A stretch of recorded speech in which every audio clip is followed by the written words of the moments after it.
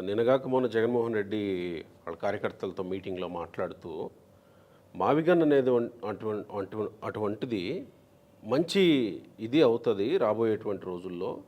అమరావతిలో 2 లక్షల కోట్లు ఖర్చు పెట్టాలి.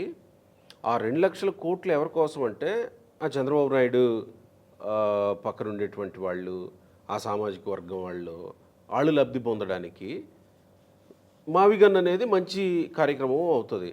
అంటే మీరు మాట్లాడిన దాంట్లో ఇప్పటివరకు నాకు అర్థమైంది, ఒక రకంగా జగన్మోహన్ రెడ్డి దీన్ని ఏమన్నా రామచంద్ర యాదవ్ కొనసాగిస్తున్నాడా? అంటే అమరావతిలో మీరు మీ సామాజిక వర్గానికి ఇవ్వడానికి ఆ సామాజిక వర్గాల ప్రస్తావన కూడా వచ్చింది కదా అక్కడ. అవును, మా సామాజిక వర్గం ముఖ్యమంత్రి అయితే మా సామాజిక వర్గానికి మెయిల్ చేసుకోవడానికి అవకాశం ఉంటుంది. ఇప్పటివరకు ముఖ్యమంత్రులు అయిన వాళ్ళందరూ ఆయా సామాజిక వర్గాలకు మెయిల్ చేసుకున్నారనే మాట కూడా అన్నాడు ఆయన.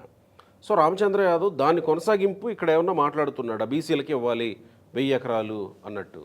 ఇక్కడ ఎవరు పాలకుడుగా ఉన్నా గవర్నమెంట్ అనేది రూల్ ఆఫ్ లాకి లోబడి, బిజినెస్ రూల్స్కి కట్టుబడి, రాజ్యాంగ నిబంధనల మేరకే పనిచేయాలి. భయము, పక్షపాతము, రాగద్వేషాలకు అతీతంగా పరిపాలన చేస్తామని చెప్పని రాజ్యాంగం మీద ప్రమాణ స్వీకారం చేస్తారు.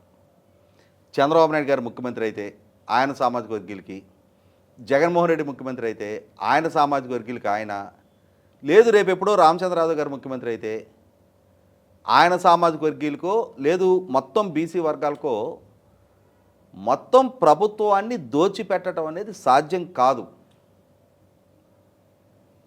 ఆయాచిత లబ్ధి ఎవరికి చేయలేరు. ఇక్కడ గమనించుకోవాల్సింది ఏంటంటే, నేను రేజ్ చేస్తున్నది స్పెసిఫిక్ ప్రశ్న. ఏ బీసీ ఎంటర్ప్రెన్యూర్ అయినా సరే ప్రభుత్వాన్ని అప్రోచ్ అయ్యి ప్రభుత్వం చేత వివక్షకి, నిరాదరణకి గురయ్యారా? స్పెసిఫిక్గా చెప్పగలరా? ప్రభుత్వం ఇప్పటివరకు నిర్వహించిన 16 ఎస్ఐపిబి సమావేశాల్లో అంటే ఇప్పటివరకు ఆమోదం పొందిన వాళ్ళ సామాజిక వర్గాలు ఏంటి అనేది ఎవరికైనా తెలుసా? విదేశస్తులు ఉన్నారు, వేరే రాష్ట్రాలకు సంబంధించిన వాళ్ళు ఉన్నారు.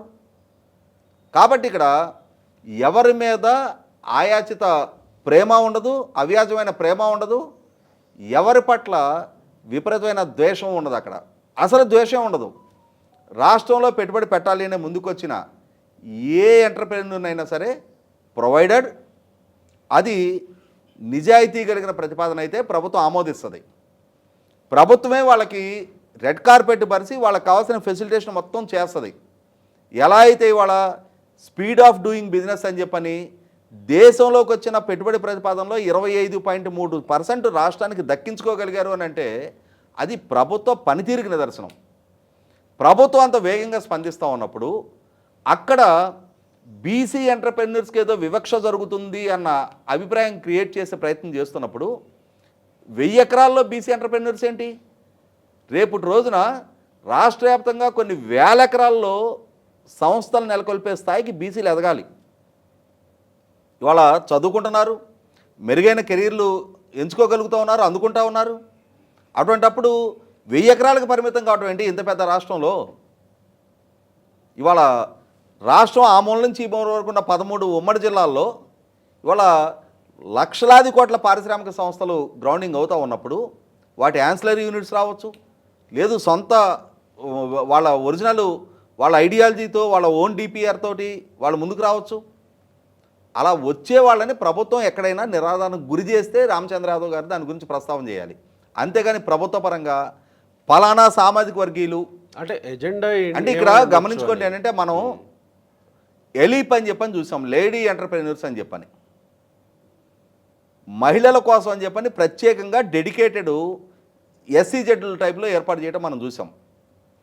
ఇండస్ట్రియల్ టౌన్షిప్స్, ఇండస్ట్రియల్ డెవలప్మెంట్ ఏరియాలు. అంతేగాని ఇది బీసీ ఎంటర్ప్రెన్యూర్సు, ఇది ఎస్సీ ఎంటర్ప్రెన్యూర్సు, ఇది బ్రాహ్మణ్ ఎంటర్ప్రెన్యూర్సు, ఇది వైశ్య ఎంటర్ప్రెన్యూరు, ఇది కమ్మ ఎంటర్ప్రెన్యూరు, ఇది రెడ్డి ఎంటర్ప్రెన్యూర్ అని చెప్పని ఆ విధమైన పాకెట్స్ ప్రభుత్వ పరంగా క్రియేట్ చేయడం మనం ఈరోజు దాకా చూడాలా, భవిష్యత్తులో కూడా చూడబోం. రాజ్యాంగ పరంగా అది సాధ్యం కాదు. ఇవి అవగాహన చేసుకొని బీసీల పరంగా ప్రభుత్వాన్ని డిమాండ్ చేయటాన్ని ఆక్షేపణ చేయను నేను. కానీ దానికోసం అని చెప్పని ఆమరణ నిరాహార దీక్ష మొదలు పెట్టగానే డెఫినెట్గా అది కొంత ఉద్రిక్తతకు దారితీస్తుంది.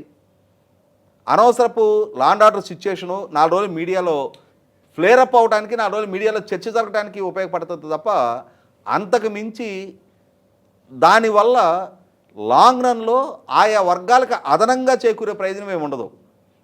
అంటే మీరు అన్నట్టు ఆ ఫ్లేర్ అప్ చేయడమే దీని వెనకాల ఎజెండా అయి ఉండొచ్చు అని మీరు ఏమన్నా అనుకుంటున్నారు? అంటే రాజకీయంగా తన ఉనికిని చాటుకోవడానికి, ఎందుకంటే ఇప్పుడు కొత్తగా ఏర్పాటు చేసిన పార్టీ 2023లోనే ఏర్పాటైన పార్టీ, మరి ఇవాళ నాయకుడిగా తనకి ఇవాళ తెలుగుదేశం, వైసీపీ, జనసేన ఇలా భిన్న మోర్ పాపులారిటీ ఉన్న రాజకీయ పక్షాల మధ్య తన ఉనికిని కూడా చాటుకోవడానికి, తనకు అంది వచ్చిన అవకాశాలను వినియోగించుకోవడానికి దీన్ని ఒక రాజకీయపు ఎజెండాగా దీన్ని వాడుకుంటున్నట్టు ఉంది తప్ప అంతకు మించి అయితే ఆ డిమాండ్లో నాకైతే పెద్ద హేతుబద్ధత కనిపించలా.